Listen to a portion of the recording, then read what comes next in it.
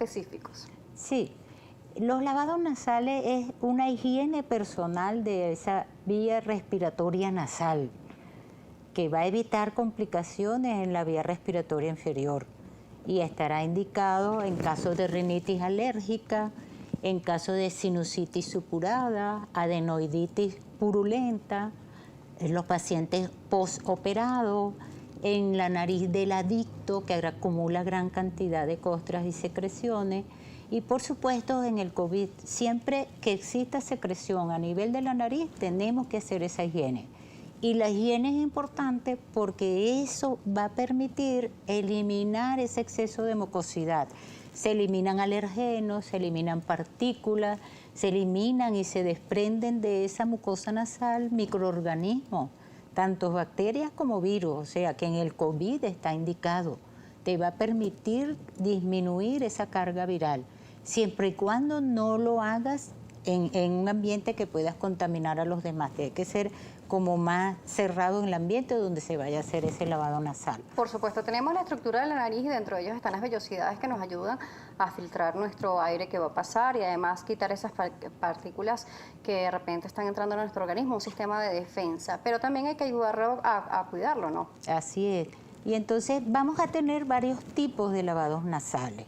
Y el más indicado y el más importante es aquel que nos ofrezca mayor beneficio.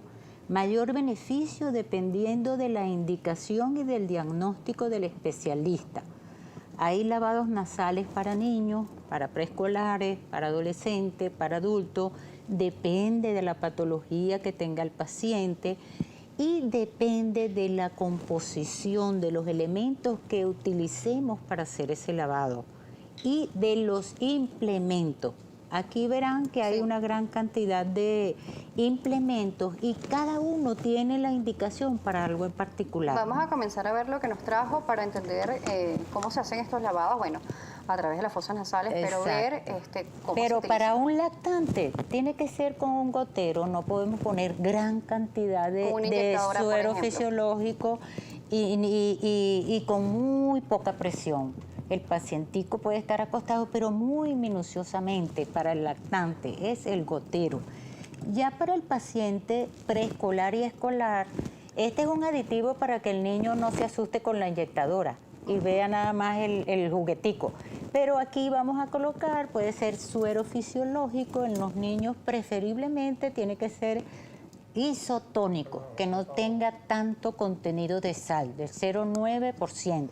Esto que nos dice que es para lavar niños, a los pacienticos más grandes. ¿Cómo hacen para conseguir esto? Y escolares. ¿Se puede hacer en casa o esto bueno, se hace en esto lo consulta? compré yo en Estados Unidos y hay varias aplicaciones de esto. Y para los pacientes más adultos, entonces, por ejemplo, el adolescente y el adulto se tratan igual. Y vamos a tener, por ejemplo, aplicadores, estos son como con pila. Entonces uno le toca acá y él va a hacer, bien sea un chorro continuo o un aerosol. Ajá. Pero de igual manera también, se llena con solución. Ajá. Estos son con solución fisiológica. Okay. Este también es para hacer como irrigaciones, porque podemos hacer lavados, podemos hacer irrigaciones, todo eso para la higiene nasal. Podemos hacer aspiración, podemos incluso nebulizar. Entonces son, por ejemplo, este equipo que está acá es para nebulizar. Yo voy a ayudar un poco acá a la doctora para nebulizar, que se pueda ver un poco mejor. Vamos a ver si puedo tomarlo por acá.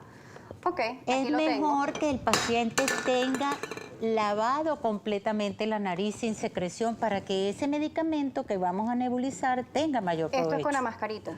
Con una mascarita.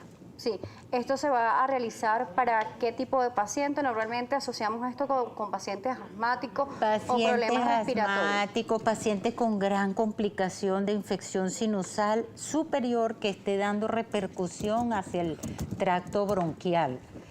Este que está aquí es para hacer instilaciones, irrigaciones. Y fíjense que hay una gran cantidad de espacio para poner el líquido. Tenemos diversos aplicadores. Este es eléctrico. Hay pacientes que tienen patología crónica, como es el caso de la fibrosis quística, pacientes con patología que se llaman recalcitrantes. son pacientes que han sido operados, que pacientes que han sido hecho tratamientos y sin embargo no mejora eso con ningún tipo de tratamiento. Mejora al estar haciendo el tratamiento y al poco tiempo ya otra vez aparece esa secreción fétida, el dolor. Entonces ellos deben de tener este implemento personal. Este es eléctrico para lavar, también tiene distintas intensidades. A ese suero fisiológico le podemos agregar componentes. Si es un proceso infeccioso, le agregamos antibióticos. Si es un proceso muy inflamatorio o un desinflamatorio, como los esteroides. Los pacientes que sangran, hay un preparado especial para esos lavados, los pacientes que sangran. Con suero fisiológico se le pone en vasoconstrictor y se le pone hemostático. Hay lavados nasales que tienen contenido de bacterias y parece contraproducente y paradójico, pero es el microbioma, es como la flora normal que protege la vía respiratoria a nivel de la nariz y está compuesto de bacterias buenas y bacterias malas. Ellas tienen que estar en equilibrio. Cuando hay un desbalance y aumenta esa población de bacterias patógenas, recrudecen las infecciones constantemente. Y eso le sucede sobre todo a pacientes que tengan problemas inmunológicos o problemas genéticos. Y ahí se utiliza entonces con suero fisiológico, se le coloca, porque hay un protector nasal que se denomina Lactobacillus lactis. Cuando él baja, las infecciones recrudecen rápidamente y aparece por lo general una bacteria muy patógena que se llama Pseudomonas aeruginosa. Entonces, estas son partículas de esa bacteria que se van a colocar en los 500 cc del suero fisiológico, este es Lactobacillus lactis, y se hacen lavados una vez al día, mínimo por 14 días, para poder equilibrar entonces ese microbioma que existe a nivel de la nariz. Vamos a irnos a una pausa, regreso vamos a seguir conociendo más sobre la indicación de los lavados nasales. Nos seguirá acompañando la doctora Tiolinda Mendoza Morales, médico otorrinolaringólogo. Ustedes, gracias por la sintonía. Vamos a las redes, @salud_gb, @DanielaJSalas. El tema del día de hoy nos sigue acompañando la doctora Tiolinda Mendoza Morales, médico otorrinolaringólogo. Estamos hablando en la parte anterior de las diferentes soluciones, pero nos dice que incluso hay probióticos para la parte nasal. Nos los explicaba y nos decía que se debe diluir con esta solución, que es la que se utiliza habitualmente para los lavados nasales. ¿Nos recuerda para qué tipo de paciente está referido esto y cuándo realmente se indica? El probiótico en el lavado nasal debe estar indicado para pacientes que tengan patologías crónicas y por lo general son para adultos. No tanto la rinitis para alérgica, niños. por ejemplo, ¿se puede aplicar? En la rinitis alérgica no se justifica el del probiótico. Más que todo es para procesos infecciosos. Procesos infecciosos rinosinusales o rinitis costrosa, básicamente. Ahí en el caso de la rinitis alérgica va muy bien el suero fisiológico isotónico o el hipertónico y luego que se lava se coloca el antialérgico, que por lo general va con esteroides con forma de spray nasal. Hay otra solución que son las hipertónicas que vienen en distintas marcas comerciales y ellas vienen en varias concentraciones. Soluciones marinas estériles, no es que voy a la playa y me voy a poner en la nariz, no, esa está contaminada, tiene que ser la esterilizada. Y ellos tienen también distintos componentes y la concentración de sal varía, hay unas de 2 a 3 para niños y las de adultos de 6 a 7. Porque tienen un poder de limpieza mucho mayor. E incluso hay unas que contienen ácido hialurónico y contienen aloe vera. Esas están indicadas en los casos que necesitamos que esa mucosa nasal tenga una regeneración. Bien sea porque la infección que pasó por allí fue muy fuerte o por una cirugía o se colocó láser. Entonces esto va a ayudar a que se recupere mejor con esos componentes adicionales, que por cierto aquí no lo tenemos. Después vemos que hay cambios que suceden una vez que se hace el lavado nasal. Incluso hay pacientes que llegan al consultorio con disfonía, se le hace la higiene nasal con el lavado, se aspira, se nebuliza y la persona sale hablando claramente. Igualmente, la saturación de oxígeno, si lo hacemos con el paciente congestionado, con moco, tosiendo, tiene una saturación baja. Y en lo que usted termina de hacerle el lavado y que esa higiene respiratoria nasal está normal, esa saturación mejora. Igualmente, el test del olfato tiene que hacerse con la nariz despejada y limpia. Si usted lo hace con secreción, inflamado, que el paciente no respira, esa partícula odorífera nunca va a llegar a los receptores del olfato. Mientras que si lo descongestiona, cónchale, la doctora me dejó respirando bien y percibiendo los olores, pero es porque se hizo esa higiene nasal. Cuando hablamos de la higiene nasal, nos habla sobre procesos infecciosos, alérgicos. ¿Qué pasa con aquellas personas que tienen un goteo postnasal constante? ¿Cómo va a reaccionar el lavado nasal? ¿Esto realmente va a mejorar o el goteo va a continuar pese al lavado? El goteo nasal tiene distintas causas y dependiendo de la causa va a obedecer al lavado nasal o no. Si es una simple rinitis alérgica, probablemente lo podemos controlar. Si viene de las adenoides también, pero si es de una patología quística o por degeneración poliposa, algo que ne requiera cirugía, los quistes nasales en los senos paranasales tienen esa tendencia a dar mucho goteo. Por más lavado que haga, ahí ese goteo no se va a quitar. ¿Cómo se sabe si el paciente tiene un quiste nasal? Primero porque hacemos exámenes especiales los otorrinolaringólogos. Tenemos la endoscopia nasal y luego tenemos a la mano la parte radiológica de imagen. Si tenemos una visualización en la endoscopia de un pólipo o un quiste, probablemente a nivel de las cavidades que están alrededor de la nariz existan más patologías.